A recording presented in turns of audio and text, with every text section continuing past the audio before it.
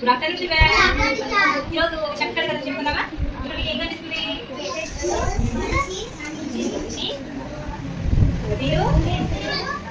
కనిపిస్తుంది కదా? సరే, ఇక కథ ఏంటో చెప్పండి. అనగనగా ఒక ఊరు ఉందట. ఆ ఊరిలో టోపీలు అనే వ్యక్తి ఉన్నాడట.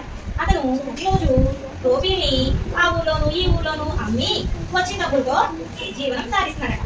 అయితే ఒక రోజు ఈ టోపీలు అనే వ్యక్తి టోపీలు అమ్ముదామని తన బొట్టలో టోపీలు నింపుకుని ఒక ఊరు వెళ్తున్నాడట. ఈ లోపు అతను కొంచెం అలసిపోయాడట. బాగా తిరిగి అలసిపోయాడు. వెంటనే ఏం చేశాడు?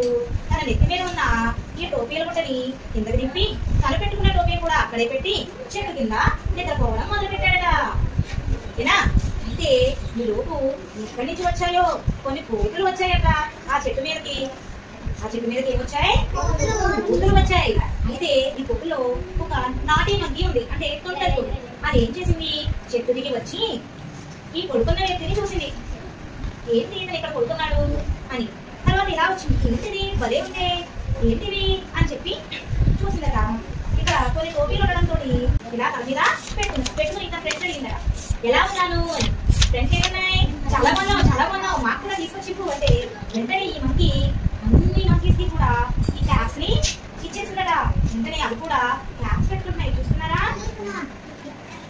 దీనికి క్యాప్ లేదు కదా, అందుకు అవి పెట్టుకున్న క్యాప్ ఇలాగా చేతితో పట్టుకుని ఆడుకుంటుందట.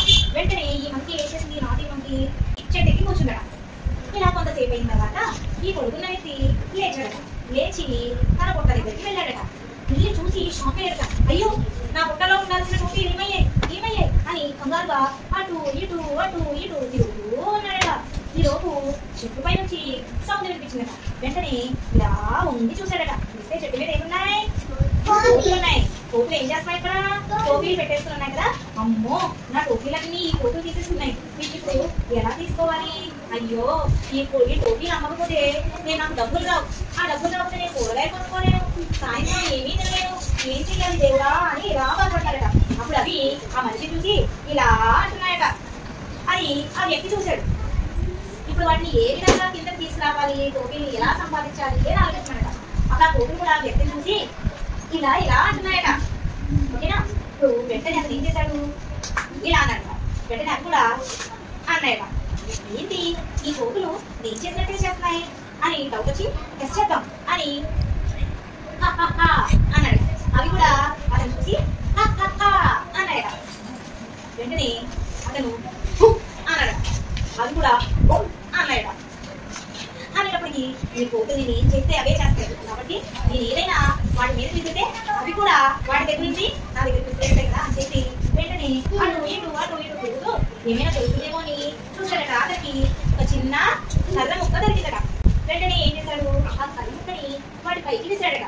అప్పుడు అవే విసిరియా తెలుసా? వెంటనే పెట్టుకున్న టోపీని ఇలా విసేసియట. ఇది కూడా విసేసింది. ఓకే అని విసేసి తన బుట్ట పట్టుకుని వెళ్ళిపోయాడట. బాగుందా కదా? ఈ కర్రలో నాకు ఏం తెలుస్తుంది? బుద్ధి బలం ఉంటే కండబలాన్ని జయించచ్చు. ఇంకా ఇక్కడ 4 కోతులు ఉన్నాయి. 4 కోతుల్ని తన తెలివితేటతో ఓడించాడా లేదా? ఓకే, ఇందులో కొన్ని పదాలు చెప్తాను. దీని ఇంగ్లీష్ ఏమంటారు తెలుసా? మంకీ. ఏమంటారు? దీని ఏమంటారు? ట్రీ. Very good, tree. మరి తను క్యాప్స్ అమ్ముతున్నాడు కదా. మరి క్యాప్స్ అమ్మే వ్యక్తిని ఏమంటారు? Cap seller. ఏమంటారు? Cap seller. Tree, monkeys. ఎక్కువ ఉన్నాయి కదా మంకీస్. అలాగే క్యాప్స్, ఎక్కువ క్యాప్స్ ఉన్నాయి కదా క్యాప్స్. ఓకేనా? ఇందులో మనకి 4 ఉన్నాయి. Cap seller, tree, monkeys, caps. Okay.